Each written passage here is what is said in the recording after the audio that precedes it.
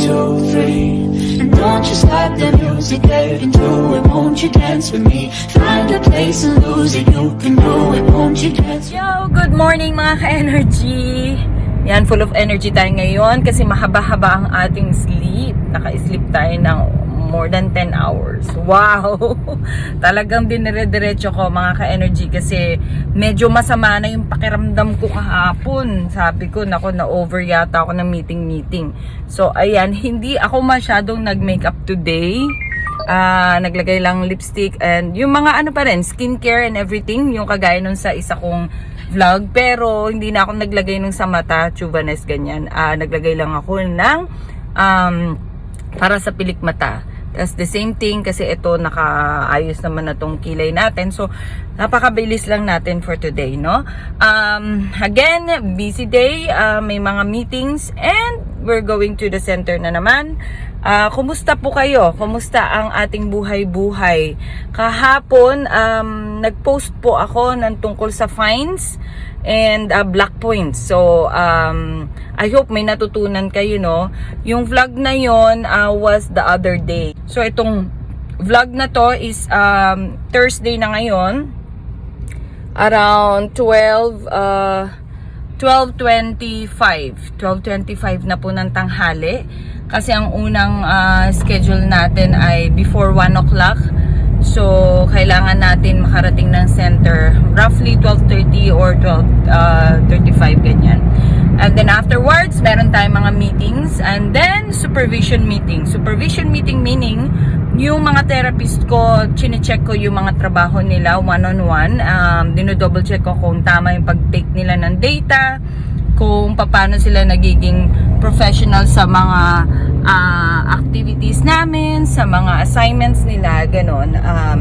At kung ano yung mga challenges nila sa pagte-therapy. Yes, nakikita nyo po, medyo naka-close neck tayo ngayon. Kasi meron tayong assessment. So, every time na may assessment ako, I see to it na medyo formal ang damit ko or semi-formal kasi nga, first time tayong mamimit in person ng parents. Okay? So, after ng assessment, magsusulat ako ng report and plans and then, didiretso na yung therapy. So, let's go to the center. Yan, meron ditong chamber, Abu Dhabi Chamber of Commerce, dyan sa left side. Itong isa sa mga icons ng beach. Ayan, so itong opposite niya is beach, di ba? Naalala nyo, ito yung Marina Beach. Corniche area. Pero ito yung mga buildings naman sa opposite niya. So, kung magtataka kayo, paano tumatawid ang mga tao, meron pong underground. Meron pong pailalim. So, underground nga, pailalim. Na po pwedeng tumawid yung mga tao. Hindi sila pwedeng mag-cross around here kasi mag-jaywalking and tumataging-ting na 400 dirhams. So, yan po. Yun ang, yan. Yan ang pang tawid. Diyan na part, papunta dito na side. Yan. So, meron pang dyan sa kabila. Check natin kung makikita natin dito yung tawiran. Tawiran na legal. So, bawal tumawid sa illegal kasi baka matimingan ka. Okay. So, either dito sa, dito sa zebra lines, ang tawag dyan. Kumbaga sa Pilipinas is pedestrian lines. Or kung hindi sa zebra line, sa underpass. Sa underpass tayo tatawid. Ganon. Ganon ang tamang tawiran dito. Meron pa ba underpass doon? Wala na yata, no? Yun na yung last na underpass. Pero kasi dalawa yata or tatlo ang underpass dito. So, yun. Nakalagpas na tayo sa mga underpass. Pero, ayun nga. Parang meron pa isa dito. Puro signal na lang dito. Kasi naalala ko yung Mother of the Nation ba yun? Mother of the Nation, ayan. Parang dito yata yun. Ayan guys, meron nagbi-beach volleyball doon. No? Yan, may court dyan. And, Lebisi ko meron pang tawiran dito. Ano na lang talaga to, yung pedestrian na lang dito na part. Kasi doon lahat, yun ang ang tawiran na doon, yung pailalim. Yan. So, maraming nagbi-beach ngayon na. Buti pa sila. Hindi sila nag-work. Naka-off sila. Yan. Tahimik ngayon dito sa Abu Dhabi. Corniche Road. Ayan. Dito sa left side, dyan naman yung binibilahan natin ng McDonald's. Yung nagda-drive-thru tayo. Yan. Uy, ang ganda ng trimming ng mga halaman ngayon, guys. Mga ka-energy, May mga times talaga na naka-trim na yan. Naka-prepare yan for the National Day, no? Naka-prepare na siya kasi ngayon may mga lights na yan. Paggabi yan, naka-on na, oo. Ito ang air show. Yes, thank you, Ate Rose. Dito ang air show. Kakaroon ng air show yung... Ato, may isa pang tawiran. Ayan. So, nandun, nakita namin may isang tawiran pa doon. So, dito mga ka-energy nagkakaroon ng air show pag December 1. And ito naman nasa, natin, left-hand side natin is the Nation Towers. Nation Towers, isa siya sa high-end din na, na mall. Marami din dyan mga activities for kids. Okay, so patapos na dito sa part ng Corniche. Nabanggit ko nga dati na napakahaba na itong Corniche. Ayan, naalala niyo yung ADNOC building and the Etihad Towers. Ayan. So, good morning sa lahat. Kumusta kayo lahat? Again, I would like to thank you sa support nyo, mga ka-energy. Alam ko naman na napaka-challenging, napakahirap mag-vlog, pero nag-i-enjoy po talaga ako. Marami pa tayong pagsasamahan, and kung sakasakaling may chance kayo makapag-comment down below, sabihin nyo naman sa akin kung anong gusto nyo magawin natin sa channel natin, no? Actually, may nagsuggest sa akin ng bagong subscriber. Sabi niya, Ate Rose, daw tayo, magpalaro. Tapos may parang, uy, may car, may car na floating. Ayun. Okay. So, magpalaro daw tayo ng mga may challenges, may 10 dirhams. And 10 dirhams is 150 pesos. So, sabi ko maganda yan. Sige, mag-iisip ako kung anong palaro. May naisip na ako, abangan niyo yan. May naisip na ako. So, very simple lang siya, pero interesting siya. Isa sa mga paborito kong laro nung maliit pa ako. So, Clue. Yun yung nilalaro ko na para makakuha ako ng sisiw or pato. Alam mo ba yun, te? Hindi. Okay. So, meron kasing nagpapalaro sa amin. Although binabayaran namin 25 cents. So, nagpapalaro doon sa Bikutan, sa Upper Bikutan, kasi doon po ako lumaki, Upper Bikutan at Lower Bikutan. Pero nasa Upper Bikutan kami noon, may mga naglalako ng mga sisiw at saka pato. Tapos yun, sasabihin ko pagka yun yung clue. Yun ang ipapalaro natin. Tapos pag nahulaan nila or nakakuha sila, bigyan natin ng 10 dirhams. Hanggang pataas ang pataas. Okay? So, pag dalawa ang nahulaan nila, another 10 dirhams. No? So, sige. Tignan natin kung paano natin gagawin yan. See you later. Papunta na po ako sa center. Bye! Energy, look.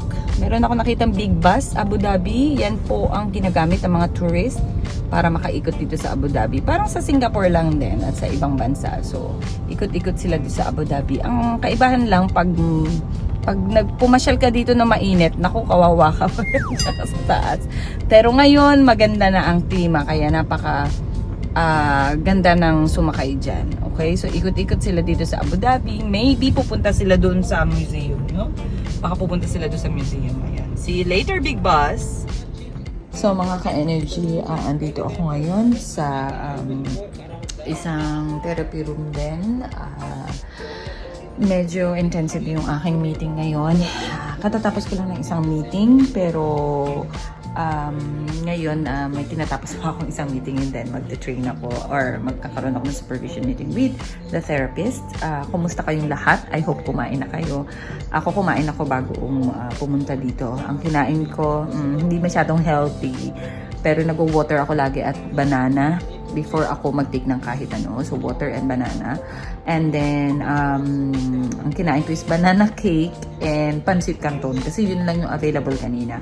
Magluluto pa lang yung hipag ko kanina ng isda. Yung, so, sandali lang. Tapusin ko lang tumigil. Mga ka-energy, katatapos ko lang lumabas sa clinic.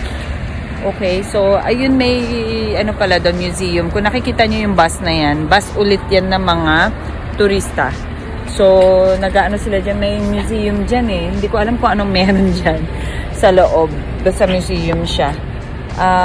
Ayun, diretso na po tayo sa, I think may isa pa akong errand na kailangan kong maghanap ng supplier for sa bago nating business.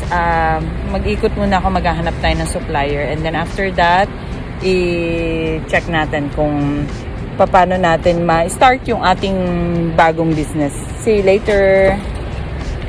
Wow guys! Mga ka-energy, suot na ni Ate Rose yung kanyang biniling sapatos. Clearance price yan! Magkano ngayon kuha mo dyan, te? 99 dirham. So, it's 318. Oh, dati siyang 318 dirhams. Wow, i-times nyo na lang sa 15. Yun yung kanyang price.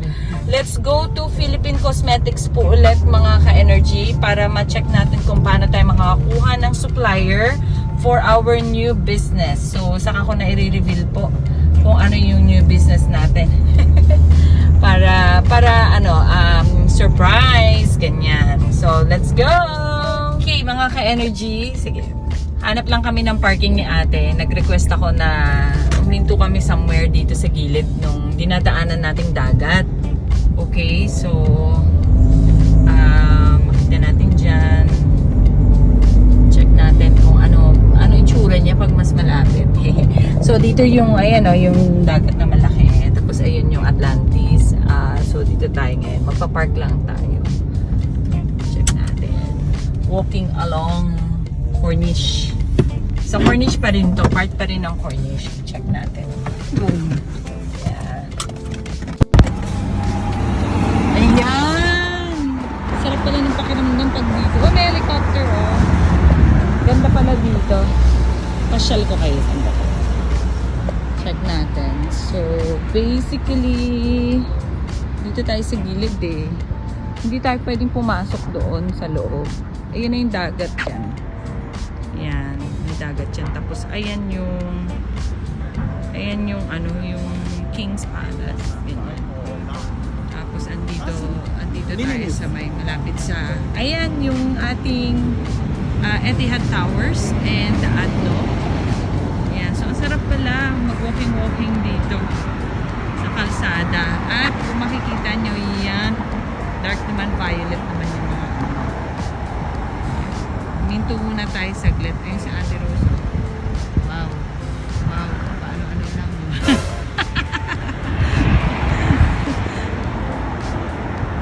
Ayan. So huminto nga tayo dito. Ang sarap na ng hangin mga ka-energy. Woohoo! Super sarap.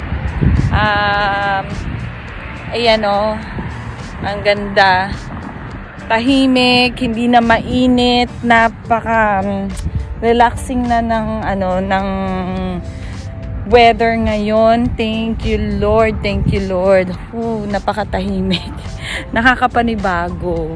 So nasa likod ulit natin yan yung Atlantis, 'di ba? Naalala niyo yun sa Marina Mall diyan. Yan, tapos dito, yan may mga nagwo-work doon na banda eh. Hindi ko alam kung ano yung ginagawa nila doon. So marami pang parts dito sa Abu Dhabi na gusto ko kayong isama mga ka-energy. I hope soon na maipasyal ko kayo. Okay? So, didiretso na po tayo dun sa sabi kong pupuntahan natin na supplier. Titignan ko kung papayag silang mag-supply para sa ating new business. And samahan nyo po ako. Again, salamat po sa pagsuporta sa amin. Really, I appreciate. Darating din tayo dyan. Guys, tulungan nyo po ako, makaabot ako ng 4,000 watch hours para ma-maintain ko po ang aking monetization. Para na rin, regalo ko rin sa mga anak ko yan. Okay? Kasi nga, 2020 kami nag-start and I hope tulungan nyo po ako mag-maintain nun by sharing this video and liking it and subscribing, of course. So nakikita nyo yung kalsada dito, iba din, oh. It's not iba. I mean, may mga flowers na silang tinanim. You see? Ang ganda ng mga flowers. You see? Ayan. Yan ang mga flowers na yun. At saka yung orange, dun banda sa part na yun. So, ano ate? Tatawid ka ata ah.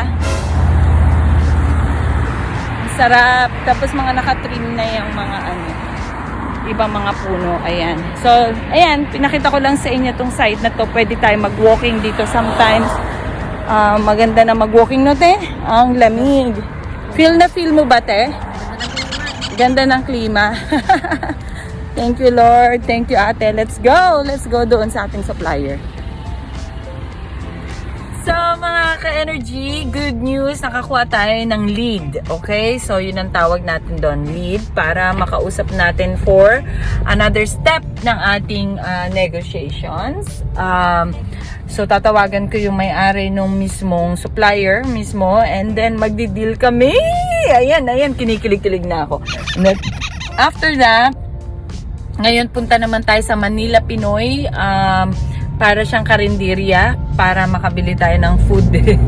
Kasi nga para may pasalubong naman tayo sa ating mga Junakis at ang aking mahal na asawa. So let's go to Manila Pinoy. Andito na tayo sa Manila Pinoy. Bibili lang tayo ng food. Let's go. Ka-energy. So nakabili na po tayo ng food at kakainin na lang natin yun maya-maya. Time check po tayo. It's almost 6 p.m. 5 minutes before 6 p.m. dito sa Abu Dhabi, and it's Thursday. Tomorrow is Friday. So, yun. Medyo na-busy ako in between. Nagkaroon ng Zoom meeting, emergency meeting with my siblings. So, kaya hindi ako nakapag-video inside yung Manila Pinoy. Pero napakadami nilang food. At ngayon niya, nakita nyo, nagtanggal na ako ng ng ribbon. And, excuse me. And dahil nga, natuyuan na ako ng laway ko dahil sa kakatok namin ng mga kapatid ko. No? So, ayun. So, matotal, tapos na po ang araw natin. I thank God natapos tayo na maaga. Nag-start po ako mag-work today around 12:30.